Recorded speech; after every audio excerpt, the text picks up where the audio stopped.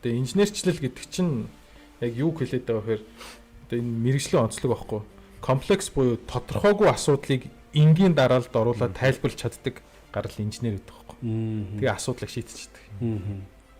Амар юм комплекс асуудлыг түгжрэл бол комплекс асуудал байхгүй. Задлаад харахаар түгжрлийг нэмж байгаа юм нь юу гэдэг гэхээр трафик буюу trip гэдэг байхгүй. Аялал байдаг байхгүй. Згээс машины тоо биш.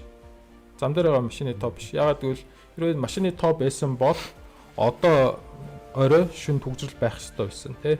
Тэгэхээр үгүй trip буюу згээс B зэг гэр ажил хоёрын хоорондох зай. Тэгээд Google дээр эксперимент хийнгүүт нийт трафикийг бууруулахын тулд шүү дээ 15% trip гэж байгаа тий. Аяллыг нийт аяллаа 15% байхгүй болоход түгжрэл 85%-аар буурдаг.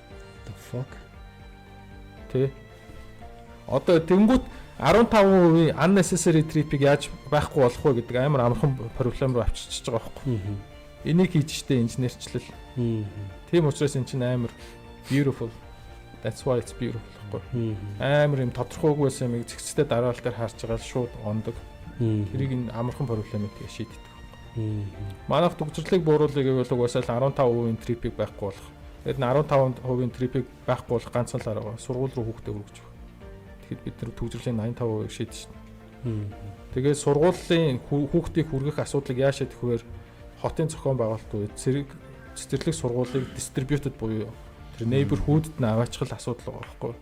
Тэгэх юм бол угаасаа энэ асуудал шийдэгчээр байгаа. Машины импорт метро гээ олон юм яриад байх юм. Юусоо байхгүй.